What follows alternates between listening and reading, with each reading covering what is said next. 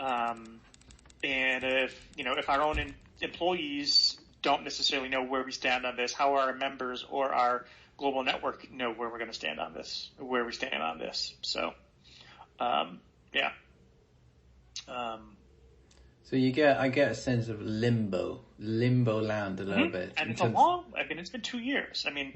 We talk about, I think one of the things we talked about on our value and brand call was, being agile. And I think somebody's, oh yeah, we're very agile. I'm like, we have been working on this thing for 2.5 years. Yeah. I would not call it agile. I would call that long and drawn out. So it depends on how you define agile, depends on what you specifically mean. But yeah, this is a long process. And I don't think that we're any better than the government or any of these huge multinational or multi-billion national corporations in terms of being agile when it comes to this type, of vision and strategy development. It's funny you say that. I mean, coming from the agency world, it seems like it's always the same. It's always the internal stuff that takes the most time, definitely. All right. We are a bit over, so I appreciate your time. Sure. Just last question for you, literally, is, overall, you've mentioned some really good pointers around, different aspects that you think could be enhanced in the organization. Is there anything else that we haven't talked about that essentially you think would make CropLife a better organization? What would that be? I don't know. I think I hate to say it, but communicating better, and that's my department, but just communicating better about what we're trying to do, being more specific about what we're trying to do, talking more in plain language and less in, very high level, very lofty language. It's definitely a struggle, trying to translate some of this kind of corporate ease into something that is understandable by a layperson.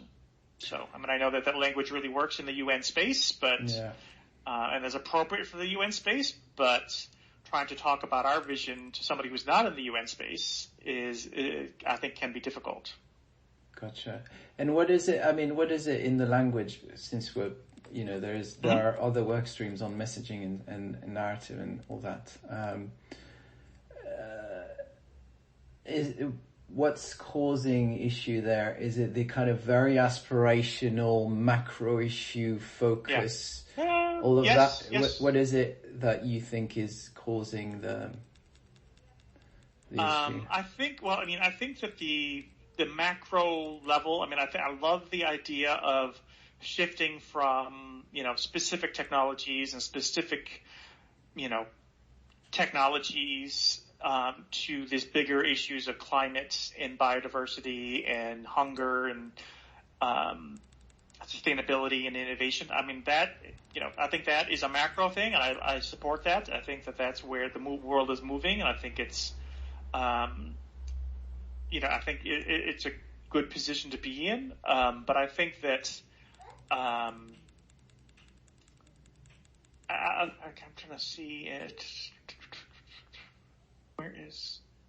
I'm trying to. There's an example that I kind of always use.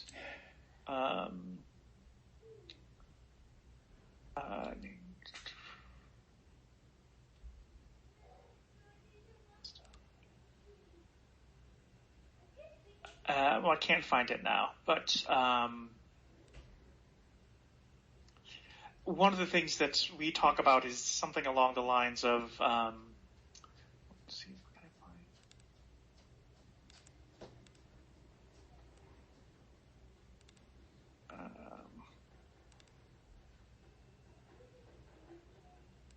find? Never mind.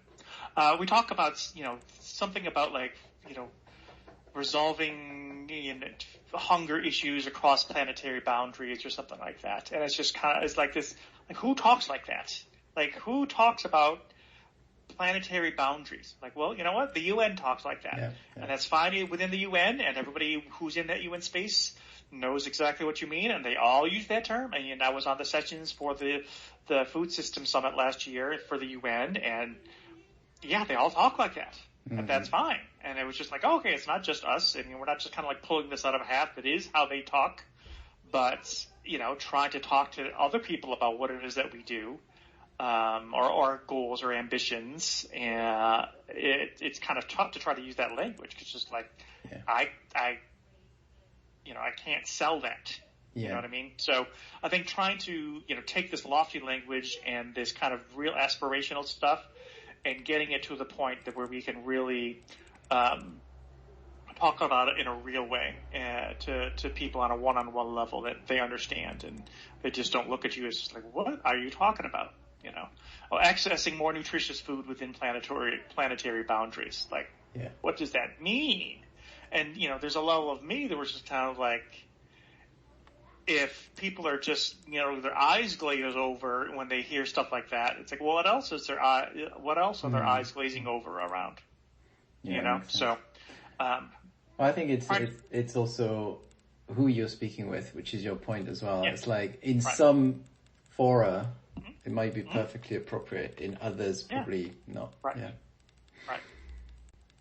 Great. So, I think that the core things are there, and I think that certainly the macro level is definitely fine. I agree with that, support that, and we're on the right track.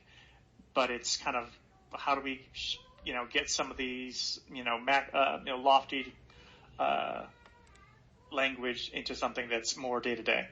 Gotcha.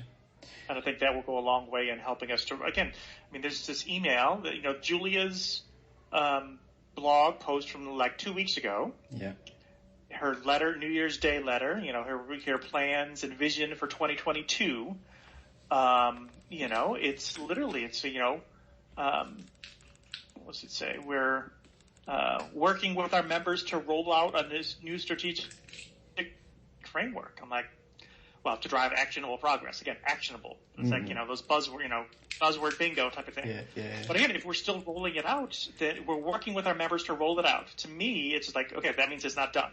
Yeah. Or it's like we're in this limbo. So a lot of these questions about, are we doing a good job about it? Well, we're still rolling it out. So it's, it's kind of a work in progress. Gotcha.